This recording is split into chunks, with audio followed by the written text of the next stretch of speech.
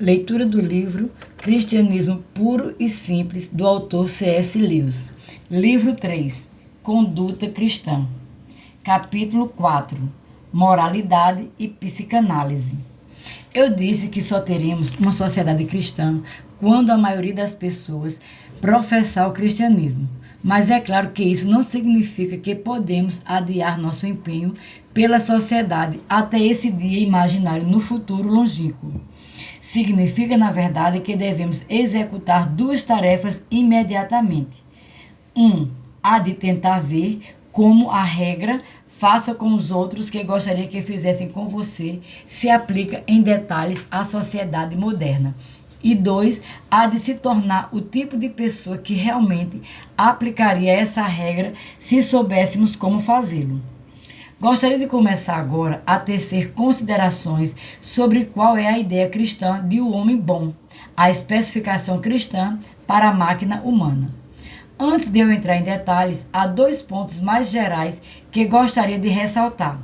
Primeiro, já que a moralidade cristã reivindica ser uma técnica para colocar a máquina humana em ordem, acho que você gostaria de saber como ela se relaciona com a outra prática que parece fazer uma reivindicação semelhante, a psicanálise.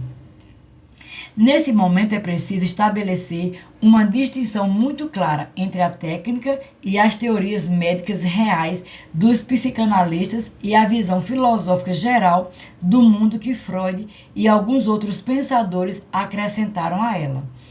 Esta última, a filosofia de Freud, é diretamente contraditória à de outro grande psicanalista, Jung. Além do mais, quando Freud fala sobre como curar neuroses, está falando como um especialista em sua própria matéria, mas quando tenta abordar a filosofia geral, fala como um amador. Por isso, o mais sensato é dar atenção a ele em um caso e não no outro. E é isso que eu faço. Estou mais bem preparado para fazer isso, porque descobri que quando Freud discorre sobre assuntos que não são da sua especialidade e dos quais, por acaso, eu entendo bem, entre parênteses, como é o caso do assunto linguagem, fecha parênteses, ele é bastante ignorante. Mas a psicanálise em si, tirando todos os acréscimos filosóficos que Freud e outros deram a ela, não é nem um pouco contraditória ao cristianismo. A prática da psicanálise se sobrepõe à moralidade cristã em alguns pontos, e não seria má ideia se todas as pessoas soubessem alguma coisa a esse respeito. Todavia, elas não seguem o mesmo rumo o tempo todo, pois as duas práticas alcançam resultados bastante diferentes. Quando uma pessoa toma uma decisão moral, há duas coisas envolvidas.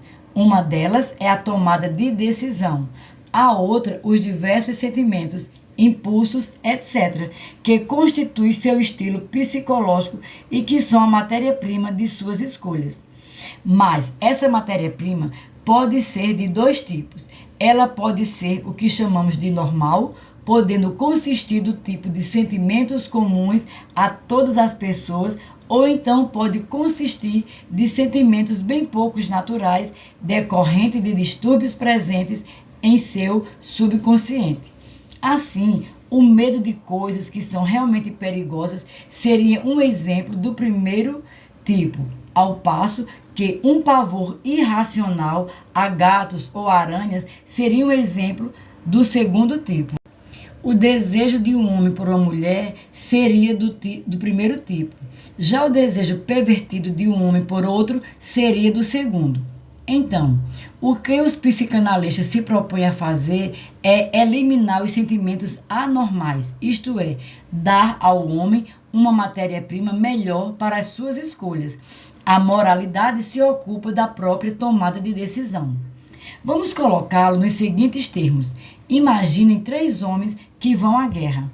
Um tem o sentimento natural de medo perante o perigo que todo ser humano sente, e ele o vence por um esforço moral, tornando-se um homem corajoso. Vamos supor que os outros dois tenham medos exagerados e irracionais, que nenhum esforço moral é capaz de vencer em consequência do conteúdo de seu subconsciente.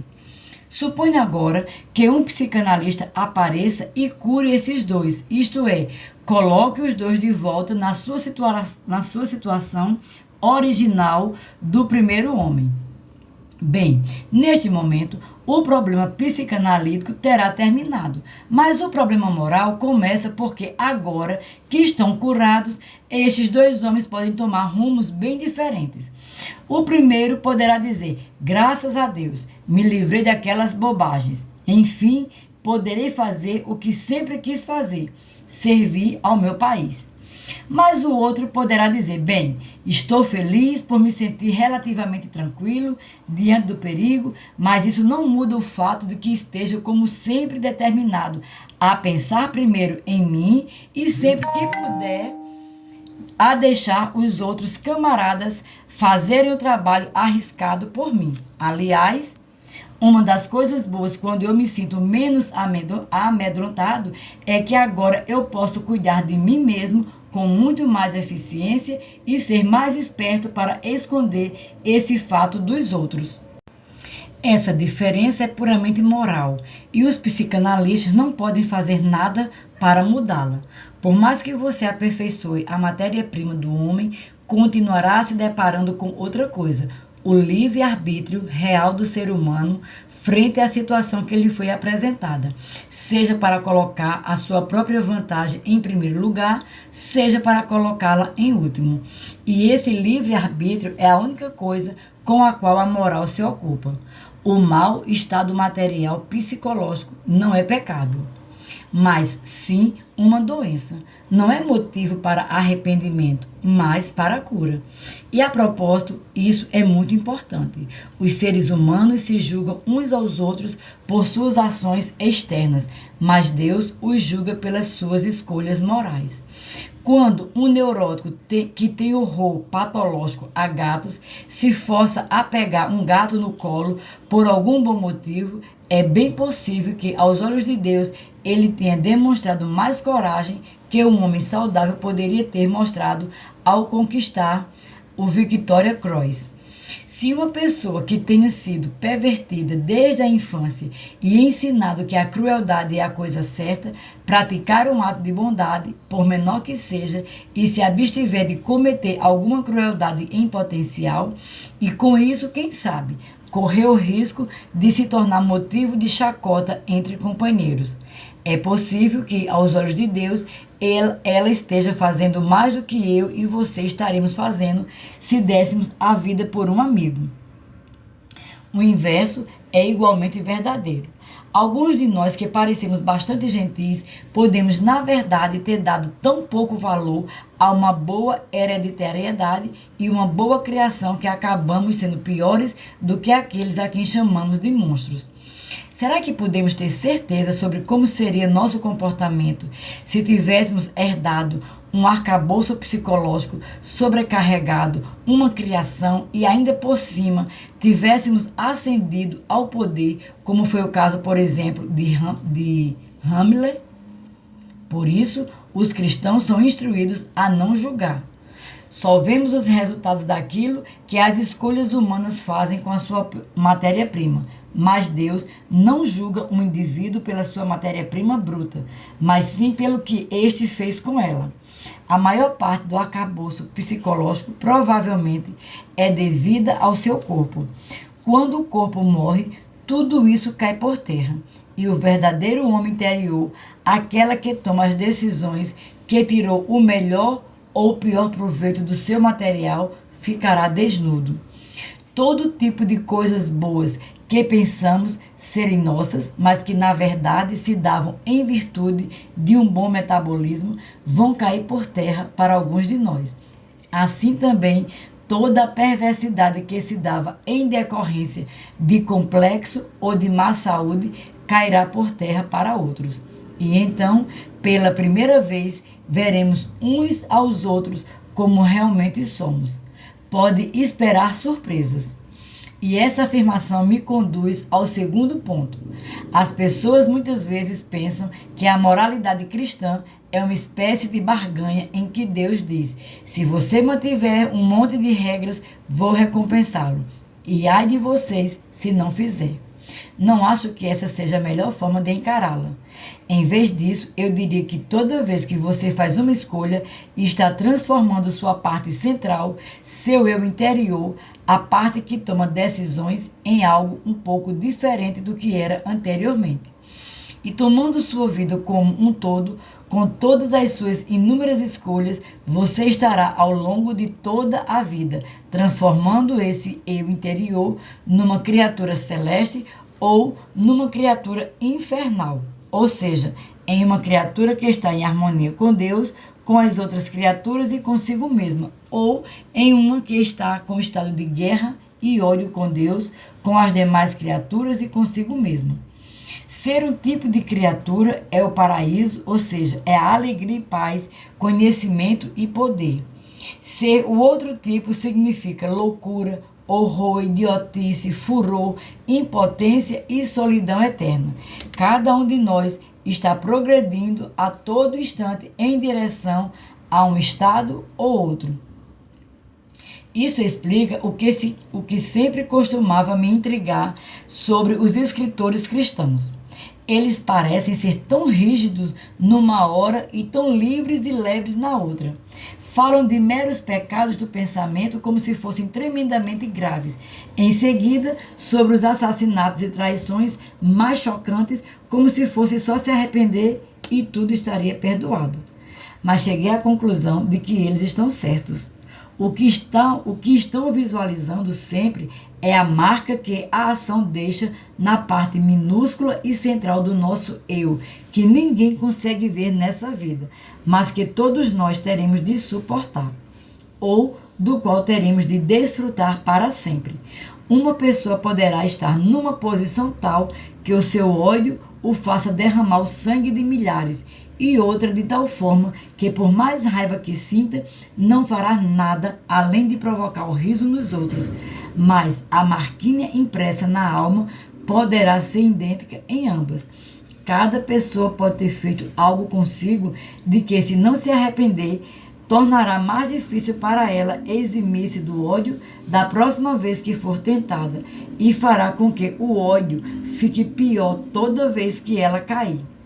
Cada uma delas, se voltar-se seriamente para Deus, poderá ter aquela distorção no seu eu interior endireitado. Cada uma que não o fizer será condenada. Entretanto, vale ressaltar que não é a grandeza ou a miudeza do ato em si, visto de fora, que realmente importa. O último ponto, lembre-se de que, como eu disse, a direção certa leva não apenas à paz, mas ao conhecimento. Quando uma pessoa aprimora seu caráter, ela compreende o mal que resta dentro dela com clareza, cada vez maior. Por outro lado, quando piora, percebe cada vez menos sua própria maldade. Uma pessoa moderadamente má sabe que não é muito boa. Já uma pessoa inteiramente má acha que está tudo bem.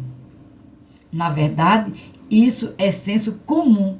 Podemos entender o sono quando estamos acordados, não enquanto estivermos dormindo. Podemos perceber erros de aritmética quando a mente estiver raciocinando certo, não enquanto estivermos fazendo errado as contas. Podemos entender a natureza de embriaguez quando estamos sóbrios, não quando estamos embriagados. Pessoas conhecem o bem e o mal, pessoas más não fazem a ideia de nenhuma das duas coisas. Capítulo 5. Moralidade sexual. Vamos considerar agora a moralidade cristã no que diz respeito ao sexo. O que os cristãos acham de castidade? A regra cristã da castidade não deve ser confundida com a regra social da dignidade, em um dos sentidos da palavra, isto é, de pudor ou decência. A regra social do pudor estabelece quanto do corpo humano deve ser exposto, que assuntos podem ser tratados e como usar as palavras de acordo com os costumes de um dado círculo social. Assim, enquanto a regra da castidade é a mesma para todos os cristãos de todos os tempos, a regra do pudor muda. Uma garota das ilhas do Pacífico que quase não usa roupas e uma dama da era vitoriana completamente vestida podem ambas ser igualmente dignas, púdicas ou decentes de acordo com os padrões da sociedade em que vivem. E ambas, a julgar pela sua forma de se vestir, podem ser igualmente castas ou igualmente incastas. A linguagem empregada pelas mulheres castas dos tempos de Shakespeare só seria permissível no século XIX a uma mulher completamente libertina. Quando as pessoas quebram a regra do pudor em sua própria época e localidade para excitar o desejo sexual presente em si mesmas ou nos outros, então estão infringindo a regra da castidade. Mas se o fazem pela ignorância ou pela falta de cuidado, serão culpadas apenas de mau comportamento. Quando, como acontece muitas vezes, elas quebram tais regras de forma contestadora para chocar ou constranger os demais, não estão sendo necessariamente obscenas, mas falta-lhe o espírito de generosidade, pois quem age assim tem prazer em fazer os outros se sentirem constrangidos. Não acredito que um padrão de pudor muito rígido ou meticuloso seja uma prova de castidade, muito menos que seja útil para promovê-la e, portanto, considero a grande emancipação e a simplificação dessa regra que se deu em minha época como algo positivo.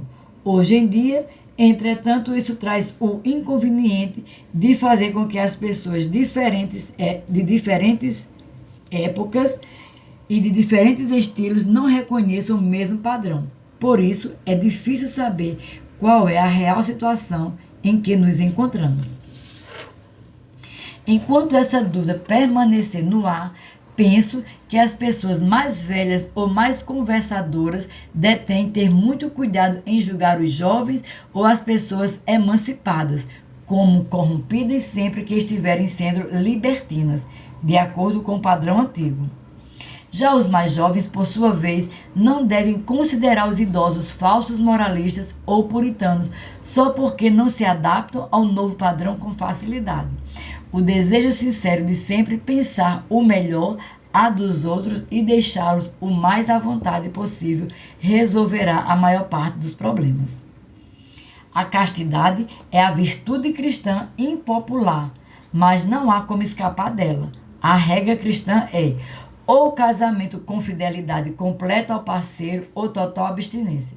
Mas isso é tão difícil e contrário aos nossos instintos que, obviamente, ou o cristianismo está errado ou nosso instinto sexual, como se manifesta hoje, se corrompeu.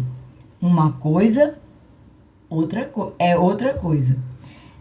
É claro que, sendo cristão, tenho de supor que foi o instinto que se corrompeu. Mas tenho outros motivos para pensar assim. O propósito biológico do sexo são os filhos, da mesma forma que o propósito biológico de comer é alimentar o corpo.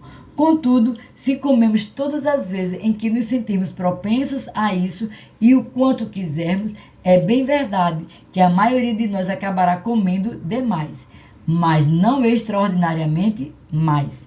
Uma pessoa pode comer por 2, mas não pode por 10. O apetite pode ir um pouco além do que seu próprio biológico, mas não de forma excessiva. Se um jovem sadio se entregasse ao seu apetite sexual, sempre que sentisse propenso a isso, e se cada ato gerasse um bebê, então 10 anos ele poderia facilmente povoar um pequeno vilarejo, uma vez que tal disposição excederia seu limite de forma ridícula e estapafúrdia. Vamos explicar o assunto a partir de outra analogia. É possível reunir uma grande plateia para assistir um striptease, isto é, para ver uma mulher despir-se no palco. Mas suponha que você chegue a um país em que fosse possível lotar um teatro, por exemplo, na apresentação de um prato coberto no palco, cuja tampa fosse levantada lentamente e que todos vissem pouco antes de apagar as luzes que no prato havia um belo filé ou uma fatia de bacon. Será que você não acharia que naquele país algo deu errado no que se refere ao apetite por comida? Do mesmo modo, uma pessoa que tenha sido criada em outro ambiente não pensaria o mesmo sobre o estado do instinto sexual entre nós? Certo crítico disse que se encontrasse um país em que espetáculos de striptease com pratos de comida fossem populares, ele concluiria que as pessoas desse país estariam passando fome. O que ele quis dizer com isso, obviamente, é que espetáculos normais de striptease não resultariam da corrupção sexual, e sim da abstinência sexual. Concordo com ele que se em algum país estranho descobríssemos que atos desse tipo, como com uma fatia de bacon, fossem populares, uma das explicações possíveis que me ocorreriam seria a fome. Mas o próximo passo seria testar a nossa hipótese, tentando descobrir de fato quanto alimento estava sendo consumido naquele país. Se a evidência mostrasse que uma boa parte fosse comida, então é claro que teríamos de abandonar a hipótese da fome e tentar criar outra. Da mesma forma, antes de aceitarmos a abstinência sexual como a causa do striptease, precisamos descobrir evidências de que existe de fato mais abstinência sexual na nossa época do que naqueles tempos em que o striptease era desconhecido. Mas é claro que não há tal evidência. Os contraceptivos tornaram a gratificação sexual muito menos custosa dentro do casamento e muito mais segura fora dele do que jamais antes. E a opinião pública é menos hostil a uniões ilícitas e às perversões do que tem sido desde tempos do paganismo. Tampouco a hipótese da fome é a única que podemos imaginar. Todos sabem que o apetite sexual, da mesma forma que nossos demais apetites, cresce à medida que nos entregamos a ele. Pessoas que estão passando fome podem pensar muito em comida, mas o mesmo vale para os glutões. Tanto as pessoas saciadas quanto as famintas gostam de estímulos novos. Aqui vai um terceiro ponto. Há bem poucas pessoas que querem comer coisas que não sejam comidas de verdade e fazer coisas com a comida em vez de comê-la. Em outras palavras, as perversões do apetite por comida são raras, mas as perversões quanto ao instinto sexual são inúmeras, difíceis de curar e tenebrosas. Lamento ter de entrar em todos esses detalhes, mas é preciso. A razão para isso é que você e eu fomos alimentados cotidianamente pelos últimos 20 anos com mentiras consolidadas sobre o sexo. Tivemos de ouvir até cansar que o desejo sexual não difere de nenhum outro desejo natural e que, ao menos, abandonarmos a tola e velha ideia vitoriana de abafar o assunto, tudo nesse jardim será maravilhoso. Mas isso não é verdade. No momento em que examinamos os fatos e nos distanciamos da propaganda, vemos que a coisa não é assim. Dizem que o sexo se tornou um problema grave porque o assunto foi considerado tabu. Mas nos últimos 20 anos, isso deixou de ser verdade. Falou-se sobre ele o tempo todo, entretanto, o caos continua imperando. Se o silêncio fosse a causa do problema, discutir o assunto seria a solução, mas não foi o que aconteceu.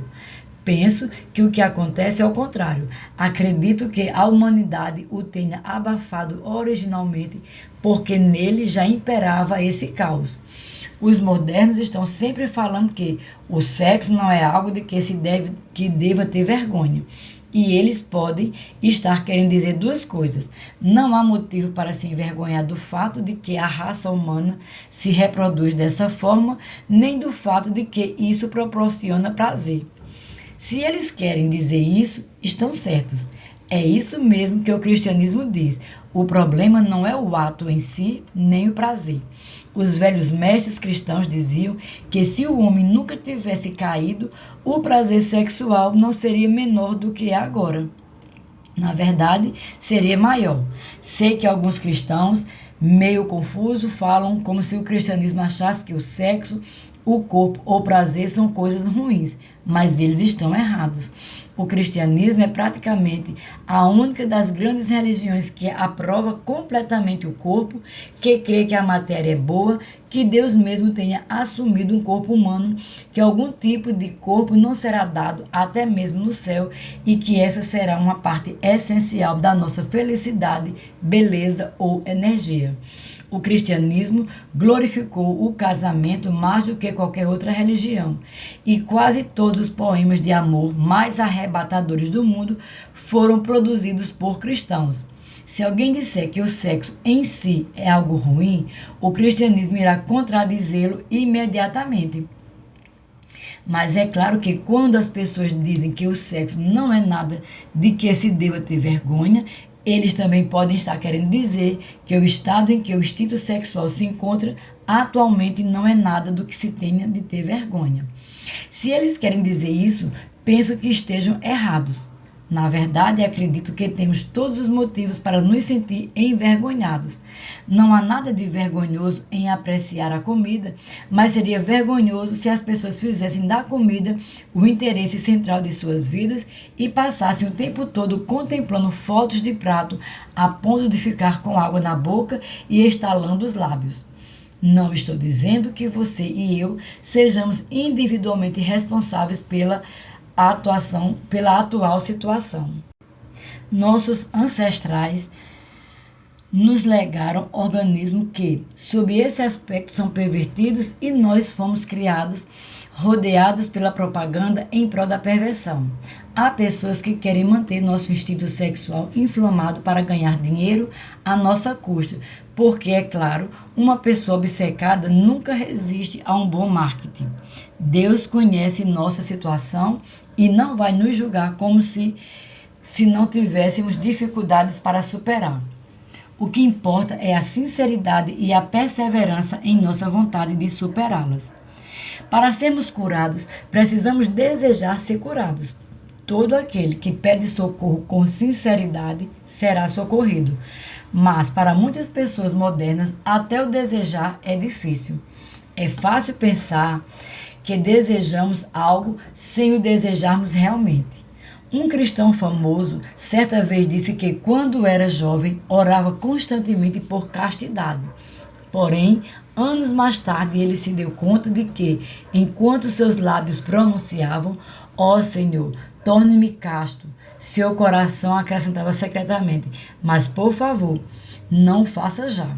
Isso também pode acontecer nas orações por outras virtudes, mas há 3 razões porque é especialmente difícil para nós desejar. Quanto mais alcançar a castidade completa imediatamente.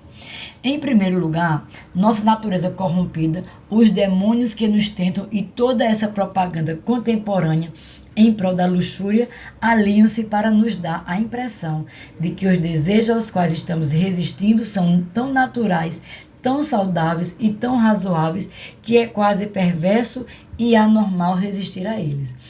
Todo cartaz, todo filme, todo romance nos faz associar a ideia de emancipação sexual a ideias de saúde, normalidade, juventude, fraqueza e bom humor. Contudo, essa associação é uma mentira. A semelhança de todas as mentiras poderosas, essa é baseada em uma verdade. A verdade reconhecida anteriormente de que o sexo em si, a parte dos excessos e obsessões que germinaram ao nosso redor, é normal e saudável, e tudo o mais. A mentira consiste na sugestão de que qualquer ato sexual para o qual somos tentados naquele momento também é saudável e normal. Mas isso é pura bobagem, sob qualquer ponto de vista saudável, mesmo fora do cristianismo. A entrega a todos os nossos desejos, obviamente, leva à impotência, à doença, à inveja, à mentira, à dissimulação e a tudo que é contrário à saúde, ao bom humor e à franqueza. Se quisermos alcançar qualquer felicidade, mesmo nesse mundo, será necessário muito comedimento. Assim sendo, a alegação de que todo e qualquer desejo é saudável e razoável, se for forte o bastante, não tem nenhum valor.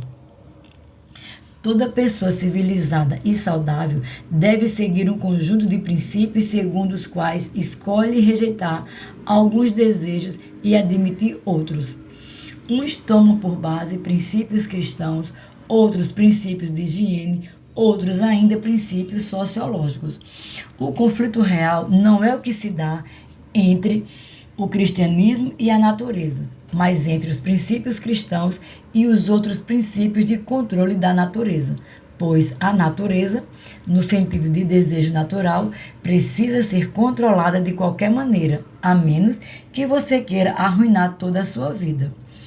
Os princípios cristãos são admitidamente mais rígidos do que os demais, mas pensemos então que você obterá um auxílio para lhes obedecer, que não obterá ao obedecer aos demais. Em segundo lugar, muitas pessoas são dissuadidas de experimentar seriamente a castidade cristã porque pensam, antes mesmo de tentar, que ela é impossível de ser mantida. Mas quando uma coisa precisa ser experimentada, nunca se deve pensar sobre ela, se ela é possível ou impossível. Diante de uma questão optativa em uma prova, avaliamos se vamos conseguir realizá-la ou não. Diante de uma questão obrigatória, temos de dar o melhor de nós. Você poderá conquistar alguns pontos por uma resposta incompleta, mas certamente não vai ganhar nada se deixar a questão em branco. Isso não vale apenas para as provas, mas também para a guerra, para o montanhismo, quando se quer aprender a andar de skate ou a nadar ou andar de bicicleta, até mesmo para amarrar um colarinho engomado com dedos congelados. As pessoas muito frequentemente fazem o que parecia impossível antes de experimentarem. É maravilhoso ver o que se é capaz de fazer quando se é obrigado. Aliás, uma coisa é certa: a castidade perfeita, da mesma forma que a caridade perfeita, não poderá ser alcançada por quaisquer esforços meramente humanos.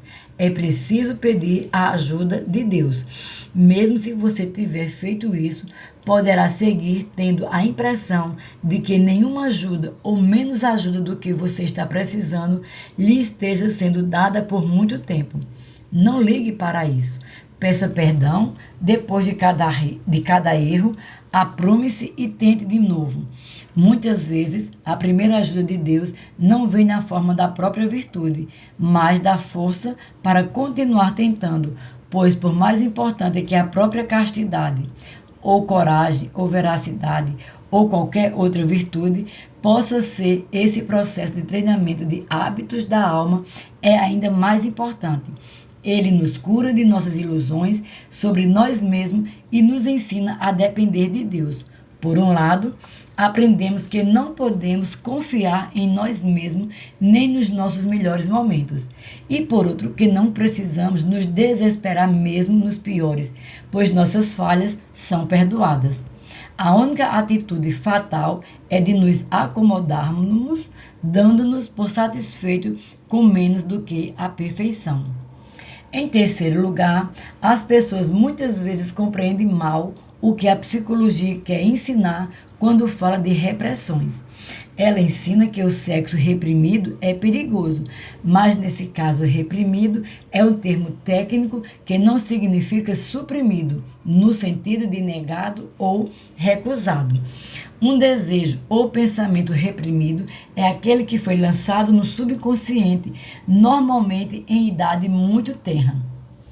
E agora só pode se apresentar à memória de uma forma disfarçada e irreconhecível. A sexualidade reprimida nem sequer é vista assim pelo paciente.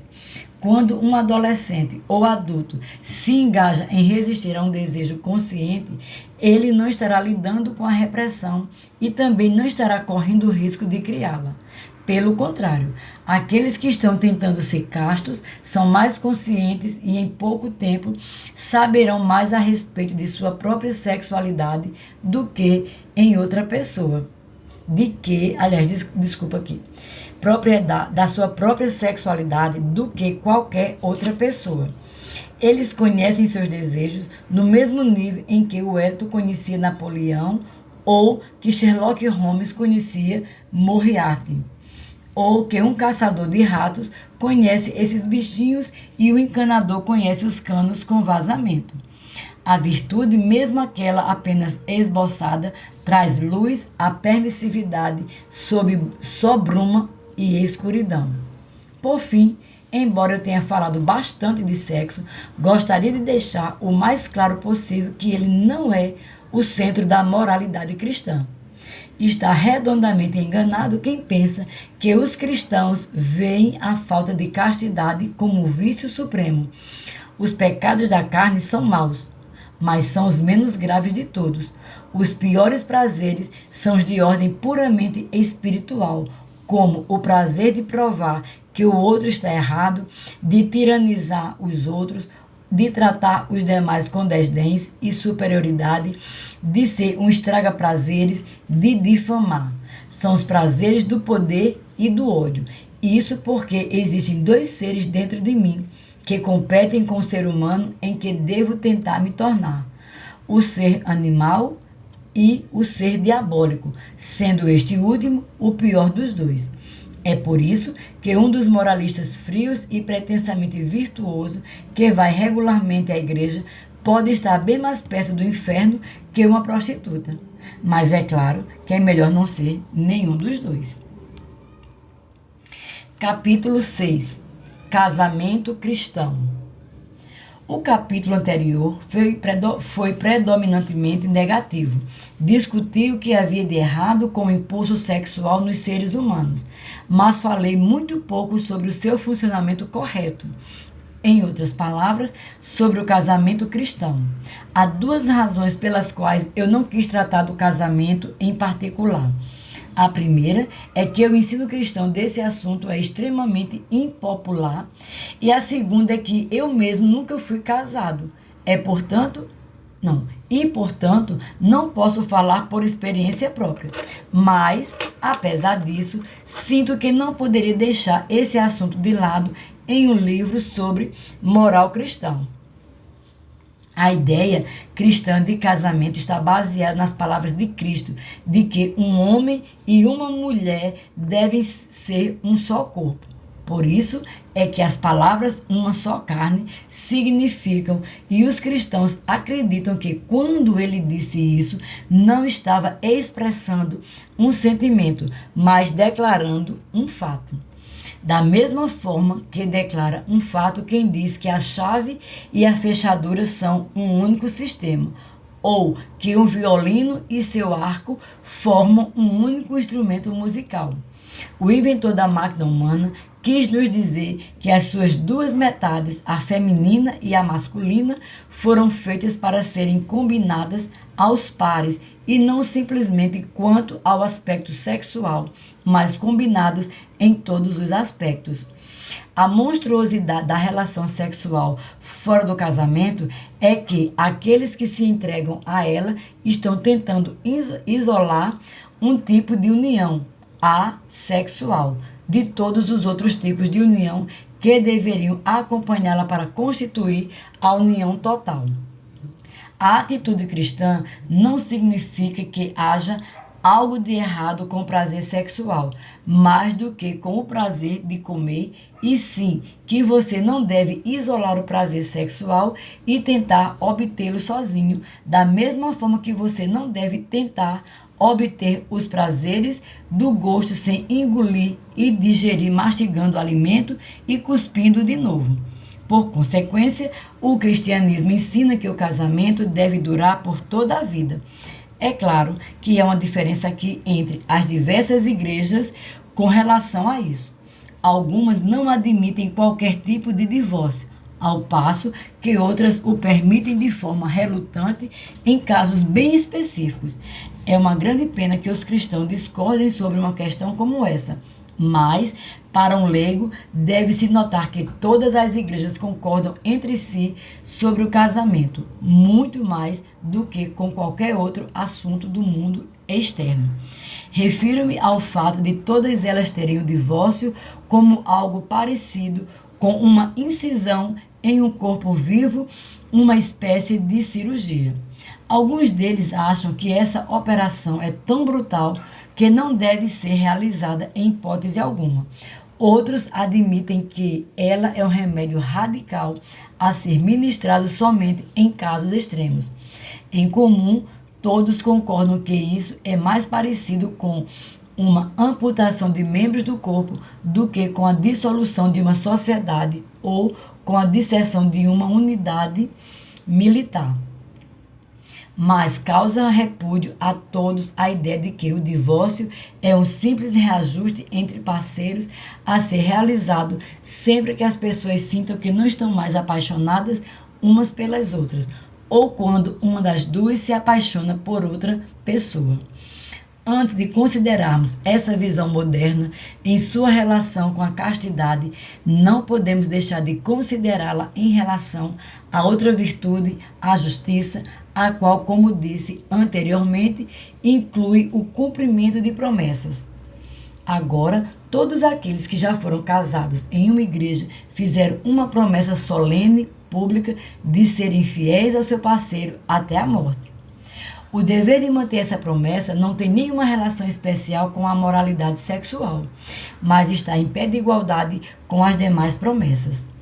Se, como as pessoas modernas insistem em dizer o impulso sexual é igual a todos os nossos demais impulsos, então ele deve ser tratado como igual e, portanto, já que o gozo de todo e qualquer impulso é controlado por nossas promessas, este também deve ser. No entanto, se como penso, ele não é igual aos nossos demais impulsos, mas se encontra morbidamente inflamado, devemos nos acautelar no sentido de não permitir que ele nos leve à desonestidade. Alguém poderia replicar dizendo que considera a promessa feita na igreja uma mera formalidade que nunca pretendeu manter. A quem então ele estava tentando enganar quando a fez? A Deus? Isso teria sido realmente pouco inteligente a si mesmo? Tampouco seria isso muito mais sábio à noiva ou noivo ou aos sogros. Isso teria sido traição. Penso que o mais comum é que o casal, ou um deles, esperava enganar o público. Eles desejavam a respeitabilidade que é associada ao casamento, mas sem a intenção de pagar o preço, isto é, eles foram impostores e trapacearam. Se eles teimam em ser trapaceiros satisfeitos, não terei nada a lhe dizer, pois quem exortaria pessoas que jamais desejariam ser honestas a seguir o nobre, porém penoso, dever de castidade?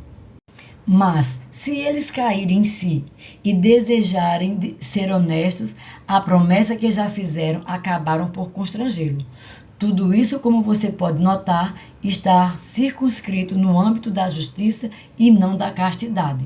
Se as pessoas não acreditarem no casamento permanente, talvez fosse melhor que vivessem juntas sem se casar do que fazer votos que não pretendessem manter. É verdade que, vivendo juntas sem se casar, elas serão culpadas, aos olhos cristãos, de fornicação, mas um erro não compensa a outro, ou seja, a falta de castidade não é amenizada se acrescentarmos a ela o perjúrio. A ideia de que estar apaixonado é a única razão para permanecer casado realmente não deixa espaço para o casamento como contrato ou promessa. Se o amor for tudo, então a promessa não pode acrescentar nada. E se não acrescenta nada, então não pode ser feita.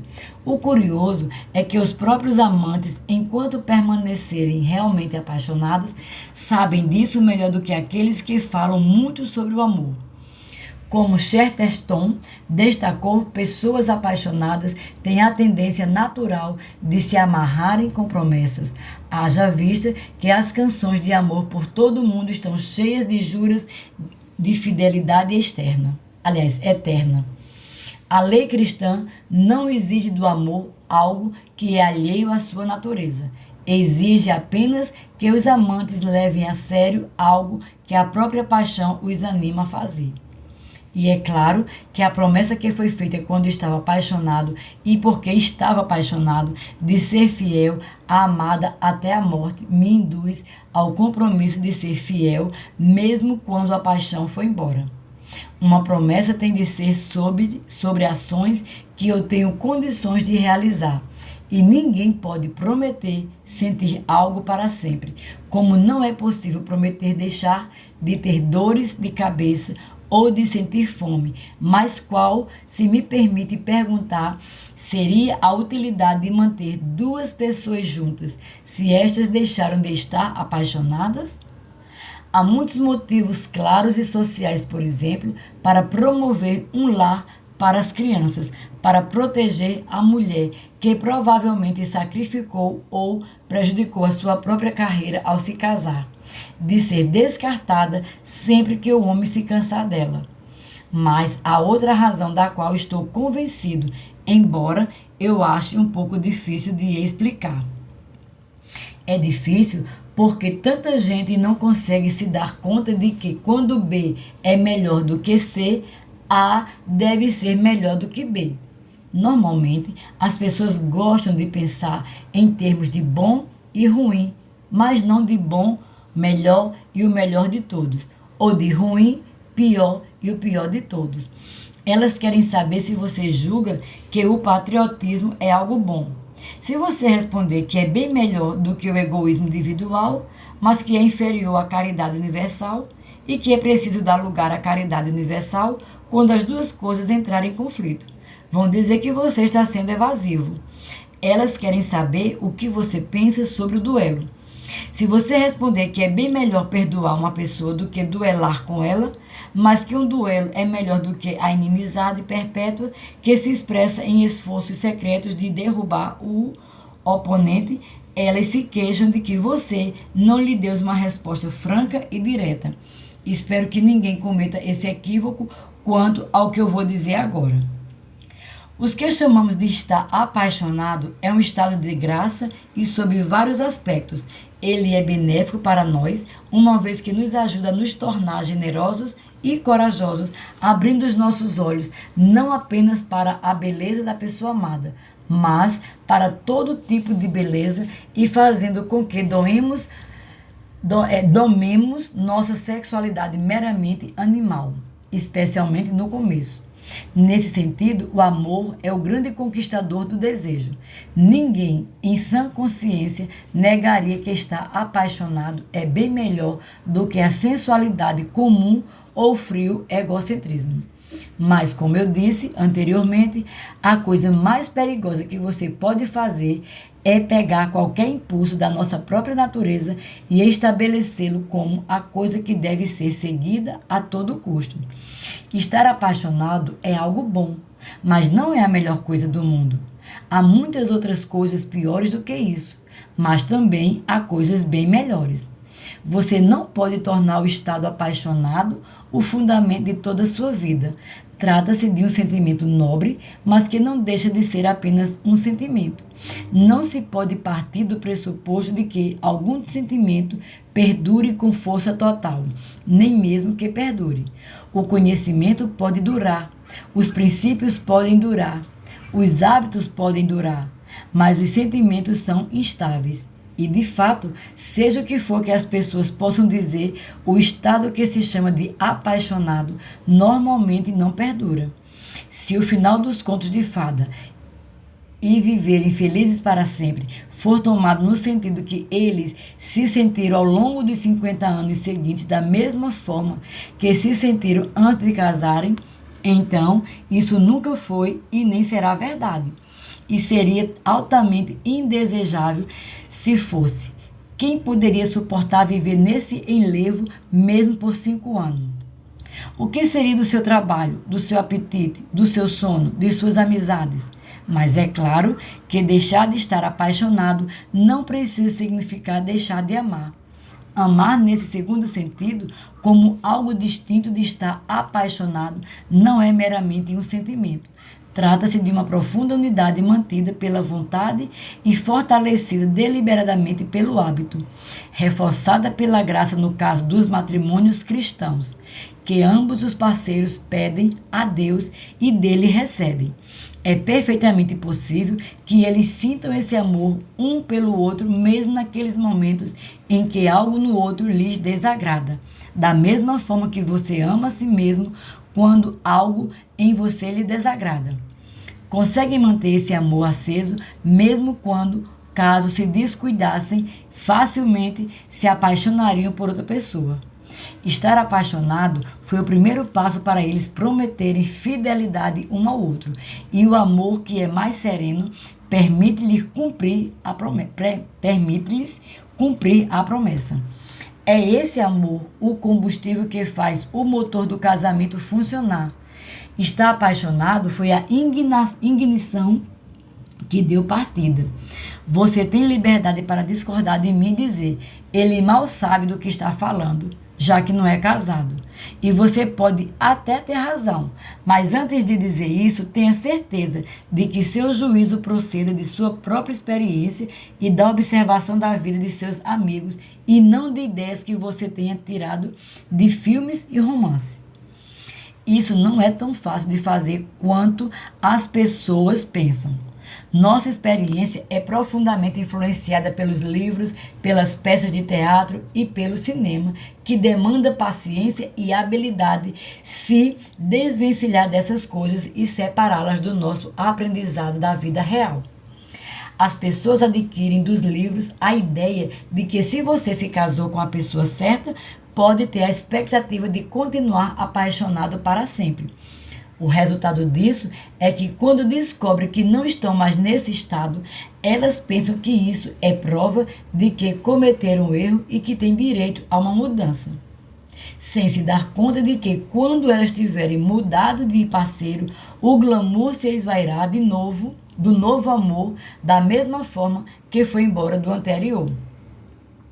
Nesse departamento da vida, assim como em qualquer outro, no começo tudo é movido pelas emoções, mas elas não duram. O tipo de emoção que um garoto sente com a ideia de se tornar piloto não persistirá quando ele ingressar na Força Aérea e começar a voar de verdade. A emoção que você sente ao ver um lugar prazeroso pela primeira vez acaba quando você passa a viver lá de fato. Será que isso significa que seria melhor não aprender a voar, nem viver num lugar bonito? De forma nenhuma. Em ambos os casos, quando a primeira emoção se extinguir, será substituída por um tipo de interesse mais sereno e duradouro. Além do mais, e dificilmente encontro palavras para lhe dizer o quanto penso que isso é importante. São apenas aquelas pessoas que estão prontas para se submeter à perda da emoção e partem para o interesse sóbrio que tem mais chance de encontrar novas emoções numa direção bem diferente. A pessoa que aprendeu a voar e se tornou um bom piloto, de repente poderá despertar para a música. A pessoa que saiu em busca de viver num paraíso poderá descobrir a jardinagem. Tal realidade é, penso eu, uma parte mínima do que Cristo quis dizer quando falou que uma coisa não viverá de fato enquanto não morrer primeiro. Simplesmente não adianta tentar manter vivo nenhum tipo de emoção. Essa é precisamente a pior coisa que você pode fazer. Deixe a emoção passar, deixe-a extinguir-se, passe por esse período de morte e chegue ao período mais sereno de interesse e felicidade que se seguirão. e descobrirá que estará vivendo em um mundo repleto de novas emoções. Mas se você decidir fazer das emoções sua dieta regular e tentar prolongá-las artificialmente, cada uma delas ficará cada vez mais fraca, mais limitada e você se tornará um velho entediado e desiludido pelo resto da vida. É porque tão poucas pessoas entendem isso que você vai encontrar tantos homens e mulheres de meia idade murmurando sobre a sua juventude perdida, justamente na idade em que os novos horizontes deveriam estar surgindo e novas portas se abrindo em torno deles. É muito mais divertido aprender a nadar do que ficar eterna e desesperadamente tentando reviver o sentimento que você teve quando foi remar pela primeira vez na infância. Outra noção que adquirimos a partir dos romances e do teatro é que se apaixonar é algo completamente irresistível. Algo que simplesmente contraímos como um sarampo. E pelo fato de acreditarmos nisso, algumas pessoas casadas jogam a toalha e cedem assim que acham que estão se sentindo atraídas por outra pessoa.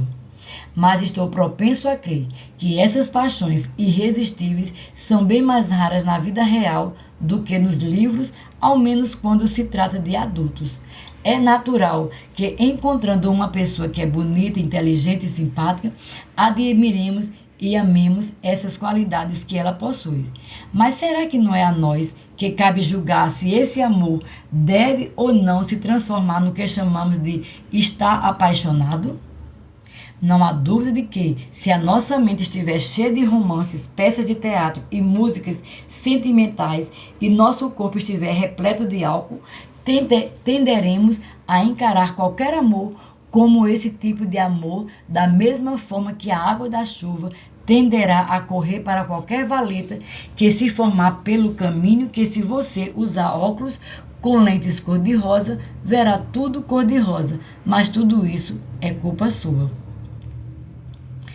Antes de deixar a questão do divórcio, gostaria de distinguir duas coisas que as pessoas muitas vezes confundem. Uma delas é a concepção cristã de casamento. A outra é uma questão bem diferente.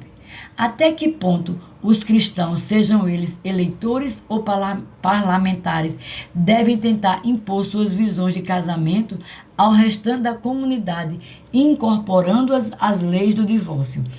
Uma grande quantidade de pessoas parece pensar que se alguém é cristão, deve então dificultar o divórcio para todas as pessoas. Não penso assim. No mínimo sei que ficaria muito bravo se os muçulmanos tentassem impedir o restante do mundo de tomar vinho. Minha própria visão é que as igrejas devem reconhecer francamente que a maioria do povo não é cristã e, portanto, não se pode esperar que vivam como se fossem cristãos. Devem haver dois tipos diferentes de casamento. Um governado pelo Estado, com regras impostas a todos os cidadãos, e o outro governado pela Igreja, com regras impostas por ela aos seus membros. A distinção deve ser bem clara, de modo que uma pessoa saiba distinguir casais que estão casados no sentido cristão daqueles que não o são. Até aqui, tratamos da doutrina cristã sobre a permanência do casamento, mas ainda precisamos tratar de outro assunto, este ainda menos popular. As esposas cristãs prometem obedecer aos seus maridos e no casamento cristão diz que o homem deve ser o cabeça. Duas questões emergem daí. 1. Por que a necessidade de um cabeça? Por que não a igualdade? 2. Por que essa função familiar deve ser realizada pelo homem? 1. A necessidade de haver um cabeça é derivada da ideia de que o casamento é permanente. É claro que desde que o marido e a esposa estejam de acordo, não há necessidade de um cabeça.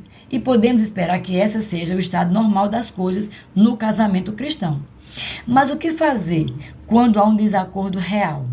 É claro que se deve conversar sobre o assunto, mas estou pressupondo que eles já tenham feito isso e mesmo assim não tenham chegado a um acordo. O que fazer nesse caso? eles não têm como decidir por voto majoritário. Certamente, apenas uma ou outra destas duas coisas podem acontecer. Ou eles têm de se separar e cada um segue seu próprio caminho, ou algum dos dois terá um voto de Minerva, ou seja, um deles dará o voto que decidirá a situação. Se o casamento é permanente, uma ou outra parte deve, em última instância, ter o poder de decidir a política da família, pois não é possível ter uma associação permanente sem uma constituição. Segundo, se há necessidade de um cabeça, por que seria o homem? Bem, para começo de conversa, será que há algum desejo sério de que seja mulher? Como eu disse, não sou casado, mas até onde posso ver, nem mesmo a mulher que deseja ser o cabeça da sua própria casa, normalmente admira que isso aconteça na casa do vizinho. É mais provável que ela diga: pobre senhor fulano, não entendo como ele pode deixar aquela mulher horrorosa mandar nele daquele jeito. Também não acho que ela ficaria muito lisonjeada quando alguém mencionasse o seu próprio papel de comando. Deve haver algo pouco natural nas mulheres comandando os seus maridos, pois elas próprias se envergonham disso e desprezam os maridos que são frouxos. Mas há outra razão, e aqui vou falar com toda franqueza a partir da minha condição de solteiro, pois essa razão pode ser mais clara a partir de fora do que de dentro. As relações das famílias para com o mundo externo, o que pode ser chamado de política externa, deve depender em última instância do homem, porque ele deve ser, e normalmente é, por muito mais justo com as pessoas de fora. Uma mulher luta, em primeira instância, pelos seus próprios filhos e pelo marido contra o resto do mundo.